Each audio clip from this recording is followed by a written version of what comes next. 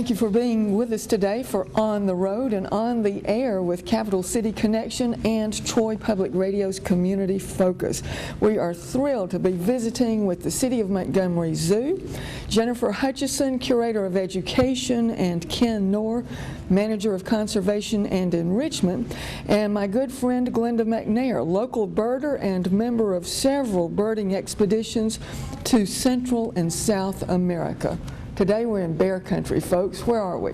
We're inside our Mann Museum, which is attached to the City of Montgomery Zoo, and we are surrounded by some very beautiful bears. So we're in bear country at the City of Montgomery Zoo in the Mann Wildlife Learning Museum. Ken, what's it all about? Well, this is an opportunity for visitors to understand just how large and massive some of these animals are. In the zoo, they can't get close enough to appreciate the size, but here they can be right next to that animal and really appreciate how massive they are. Glenda, you're headed out west for a birding expedition, and we saw a southwest part of this Mann Wildlife Learning Museum. What did you think? Well, I loved it. I was a little bit alarmed at the poisonous snakes and the poisonous iguana there, but at the quail, if I can just see those quail out in the west, I would love to see that. So really what the Mann Wildlife Learning Museum is brings all of North America here. That's its mission, correct? That's right. And it's huge. It is. People don't realize, I mean, you come around a corner and then you go around the next corner and around the next corner, and yeah, it's a very large museum. It can take a good hour to walk through here and look at every exhibit. We saw the polar bear just around the corner from here. Ken, I didn't realize how huge polar bears are. Oh, they are. They're massive. They're actually the largest species of bear, and they just make us look small. Jennifer, tell us more about George Mann. Who was he? Who is he? Well, George Mann, he was a hunter that he wanted to start a museum to educate people about what kind of wildlife you do find in North America. He started this museum actually in Opelika. It was there for many, many years. And when he was ready to let go of it, he actually sold it to the Montgomery Zoo so that it could stay in Alabama and be a part of, you know, our Alabama wildlife and our wonderful zoo right here. Ken, I noticed a message as Glenda and I were walking in, and it said, hunters and anglers contribute to conservation. How do they do that? Well, they manage the population in a biological way. The hunters will take out select individuals. The animals that allow themselves to be separated and captured are usually the weakest in a herd, or you can actually thin out a dominant member of the herd and allow the younger members to move on up. So it's kind of a natural selection purpose. That's what the hunter serves. As a conservation manager, you're concerned about people losing touch with the outdoors. That's right. How did that concern come about? Well, in just the way we live now as opposed to 30 years ago, there are more wild spaces than there are now. And it seems like everyone is being kind of set into a subdivision. Everywhere you go now, they're just, nobody's living on farms so much anymore, and we all just have a similar lifestyle away from wildlife. And a lot of the subdivisions that we live in are kind of monolithic habitats where you might find one or two species and that's it. And most of the natural numbers are gone. One of the great things about the Mann Wildlife Museum and the City of Montgomery Zoo is whether the animals are threatened or endangered or plentiful, you have those animals here, whether it's in the museum where you can touch the fur in the exhibits or see them in a habitat that simulates their natural environment. That's right. It's really important, I think, for people to not only educate themselves or have the opportunity to be educated, but also a hands-on kind of learning process. That really goes a long way to help people appreciate nature, and that's what conservation is about. You can't really conserve anything if you don't know anything about it.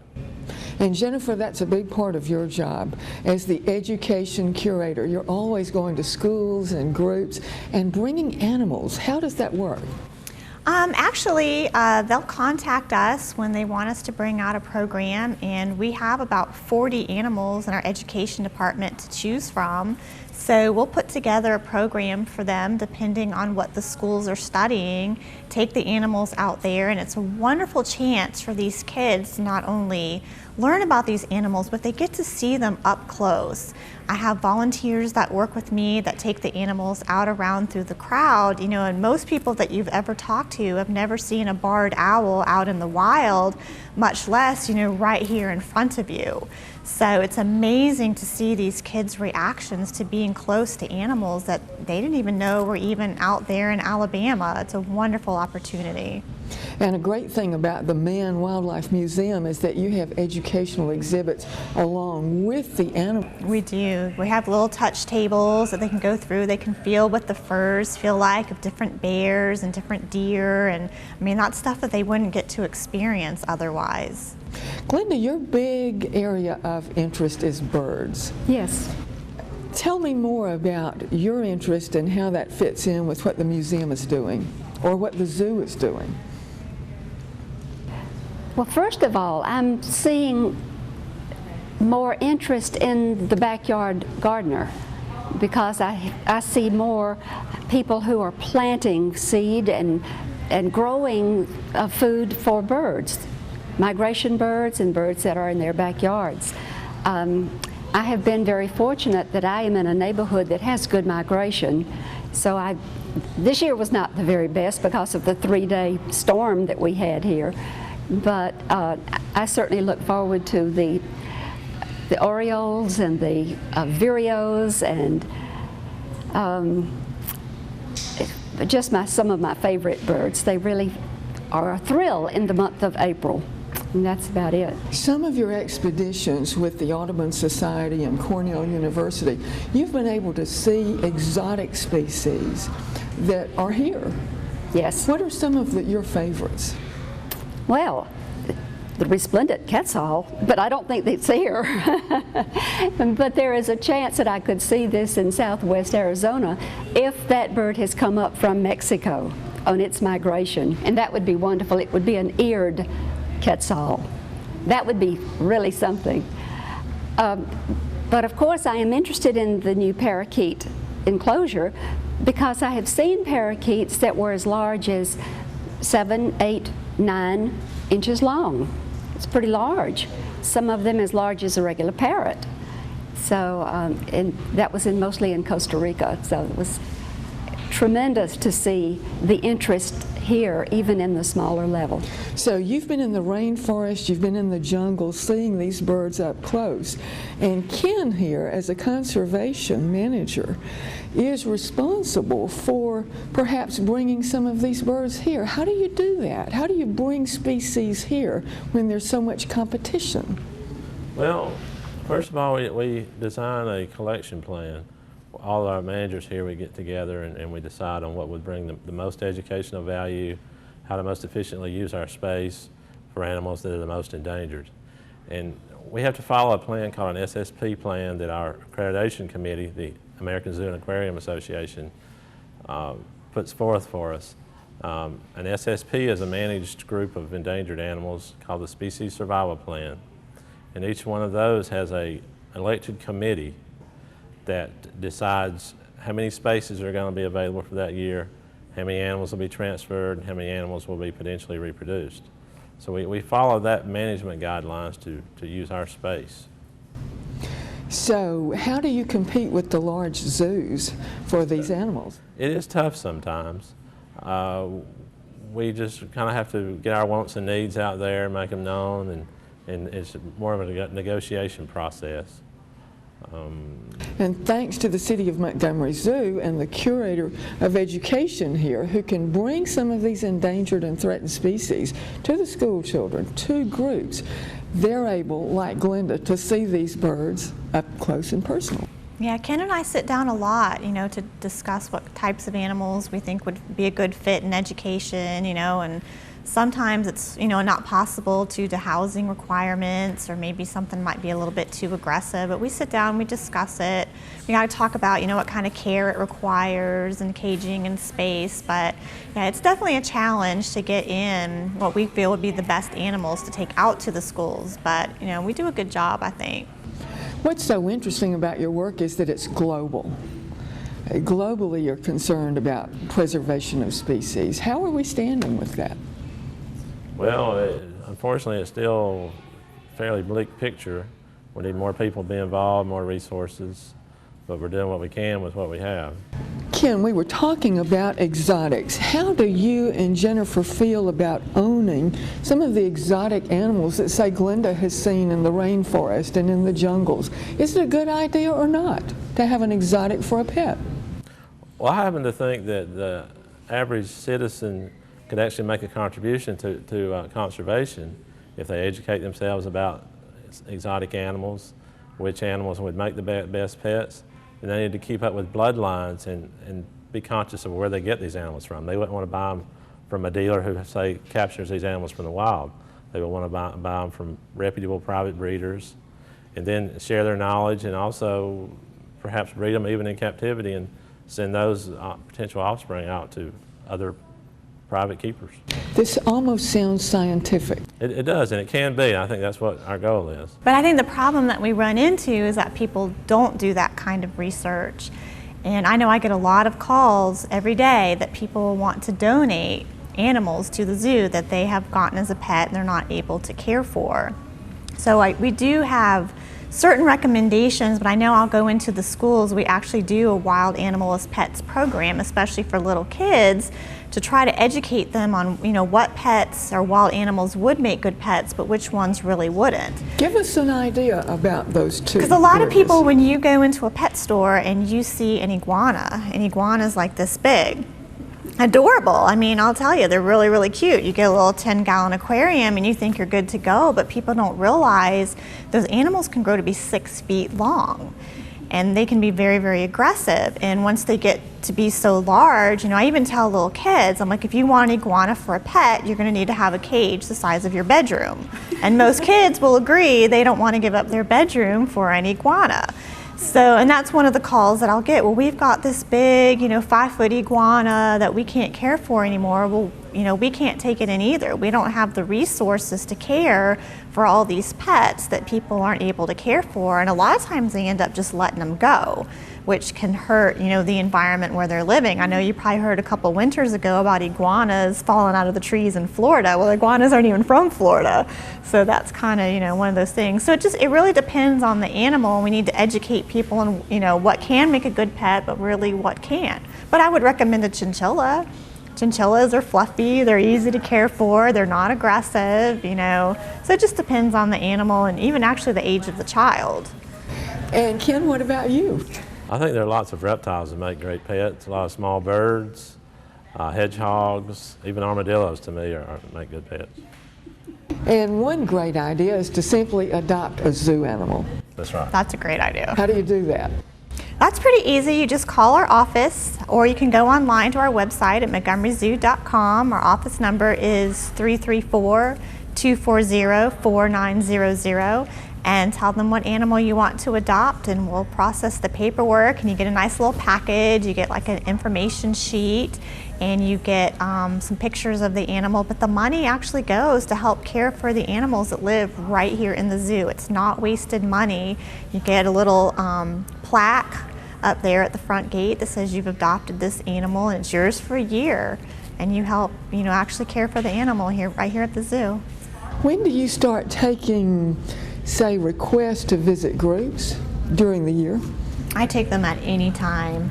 Our summers are getting pretty booked up already. A lot of people that are getting ready to do birthday parties and church programs, especially vacation Bible schools and fairs through the summer, they've been calling to book. And about the end of October, when school starts and teachers are doing their fall planning, they'll start calling me then to book programs, through the fall. But I will book them at any time. If someone knows next April that they want a program, they can call me. I have my calendar and I'll book it anytime you want one. How should they call? They can just call the main zoo line. Again, it's 240-4900 and ask for the education department. Or you can actually go online, and under the education header, you can type in your information, and then I'll call you or email you back, and we'll get the confirmation ready for you for the program. Ken, get us up to speed on exhibits. What's coming up in the way of new exhibits? We're going to have a new alligator exhibit. Break ground soon, should be in the fall. It'll be next to our North American otter exhibit, and right now, or historically, we've kept the alligators in the South American realm, which is really the wrong place for North American alligators. So this will finally move the alligators to North America where they belong. And there could be a possibility we could incorporate American crocodiles into this exhibit as well, so we're kind of excited about that. Do we have many American crocodiles? They're endangered. There's only a small site in South Florida around the Turkey Point nuclear power plant that American crocodiles are found. The majority of American crocodiles are found a little more south around Cuba and the Caribbean, that area there. Oh, we certainly saw some in Costa Rica. Yeah. Oh, the Tarcoles River was absolutely stocked well with those. Ken, I've heard about a Stingray Bay. What is that? It'll be another visitor interactive experience where visitors will actually get to lay hands on stingrays. They'll get to learn up close and actually touch the stingrays, and it should be a really exciting exhibit for us. And the sky lift? The sky lift is almost completed. We're set to open the 20th of June, and it's an opportunity to see the zoo from a bird's point of view, where you will be on top of everything and soaring over the zoo. And of course you can cool off in the pedal boats. That's right, that's another exhibit. We can rent a pedal boat and spend as long as you like out on our lake. What else do you want your listeners and viewers to know about conservation and the zoo's activities? I think it's just important that they really try to educate themselves on the issues that involve us today. Read as much as they can, come to the zoo and try and learn. There are many, many things out there that we should be aware of as a responsible citizen, and there's a lot of room for involvement. And of course, how much land do you have here? I know you must have a wish list, and if public participation increases, perhaps new exhibits can arrive. That's right. We have 40 acres, and we could use much more support and many, many resources. So how would they do that, Jennifer? How can people support the zoo, aside from the adopting animals? Well, they can always just make a donation if they want to the zoo. Education programs actually also help the zoo out, just coming and visiting the zoo. And it makes a big difference, you know, even in your children's lives. People don't realize how you can change the view of a child just by bringing them out to the zoo. And I mean, you see a lion roar on TV, that means nothing, but when you're standing there at the exhibit when that lion's roaring, it gives you an appreciation for what these animals are really like out in the wild. And just coming out to visit, you know, really helps the zoo out, because all of our money goes right back into our budget to help, you know, bring about new exhibits and, you know, things for people to do when they come out here. And of course, the Montgomery Zoological Society is very supportive of the city of Montgomery Zoo. Very supportive, yes. As a matter of fact, they do most of the funding for this museum alone, so they are very supportive of our organization. Well, we are going to follow Glenda McNair very shortly to Parakeet Cove. So get us up to date on Parakeet Cove and what we can look forward to. Well, Parakeet Cove is another one of those immersion exhibits that visitors actually get to lay hands on an animal. Yeah, you can go in Parakeet Cove and you can buy food, and you can actually feed hundreds of parakeets. If you're still, these parakeets will just come to the visitor. They'll land on their shoulders, their head, their arms, and they'll just feed right there. So it's really an interesting exhibit. What's been the reaction to this from all the kids that come through? I think the kids are really excited and amazed to be able to get that close to a bird. It's really, there's a lot of educational value, I think, to that. I think we need to acknowledge the City of Montgomery Zoo and its participation in a number of global projects over the past dozen years, trying to save certain species. The toucan? That's part of an SSP project. I was coordinator for that project, and the captive zoo population for toucans was getting post-reproductive. Most of the birds were old. There was some outdated reproductive techniques, and they weren't breeding real well. in captivity. So with a group of 35 other zoos, we organized an importation of birds from Guyana. And as part of that project, we funded a bird count in the Iwakama National Park in Guyana. So they were able to do a bird census there. And we brought these birds into captivity, and since then, quite a few chicks have been produced from these younger birds. So this just gives the listeners and the viewers an idea of the reach, the scope of your project in saving species. This is one of those rare cases where we actually did bring animals from the wild into captivity just because that's the only option we had. But that doesn't happen very often anymore. Those are the old days. Things are much different in modern times in zoos. But for this population, that was the only hope. Otherwise, would have ended up with none in captivity over the next probably decade. Well, I want to thank the three of you. We're getting excited about Glenda's walkthrough with Parakeet Cove, and we'll be seeing you again on the radio soon. And Jennifer, anything else you would like to add as an educator?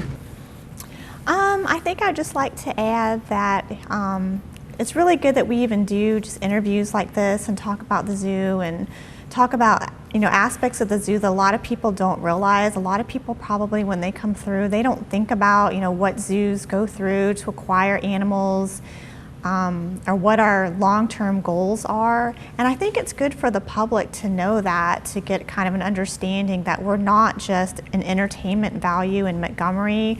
We really are trying to make a difference. And just like you said, globally, we really have long-term goals to be a great zoo, but also to make a big impact on conservation. I think the public might have more of an appreciation for our zoo if they realize that we're not just there for entertainment value. And you're actually using science to bring these animals to the public. We are, yeah. And Ken, your big thing is interactive exhibits. That's right. I think that's the future of zoos. No longer are people content to stare at an animal. We have Animal Planet. We have all these TV programs where the animals are in their face. I think in order to capture the public, we kind of have to do the same thing, give them a unique experience. And show the animals in their habitat, as we have here in the Mann Wildlife Museum and in the zoo itself. That's right. And of course on the computer, I have been hooked by the Tacora eagles this year, raising their 3 eaglets. And they're just getting tremendously big. And the 5 great blue heron in Sapsucker Woods, that's just the most exciting, it's more exciting than television. They're alive and clacking away for food, another fish. And we'll soon be branching out off of the nest onto the limbs. So Ken, we were so frightened that we would lose the bald eagle. Is it off the endangered list? It's still on the endangered list in most areas. The bald eagle's problem, though, is due to DDT and eggs not hatching more than habitat loss. So that was much easier to correct than habitat loss. So the bald eagles are coming back. Thank you again, and we're looking forward to our walkthrough of Parakeet Cove. Glenda, anything you want to add at this point? No, I'm excited to see those pretty birds. Just as she's seen them in the rainforest and the jungle. Thank you all for doing this. Thank you. Thank you, Carolyn.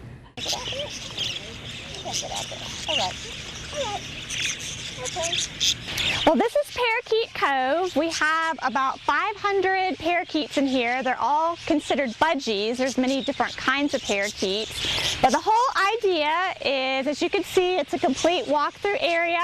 People can come in here, they can buy little sticks with food on it, and as you walk through, the birds will land on you and eat off of the sticks. And a lot of times they'll be around your feet and land on your shoulders. So it's really a great hands-on area for people to come in and enjoy these birds up close and personal. As you can see, without any food, no birds. But when you have food, they'll land all over you.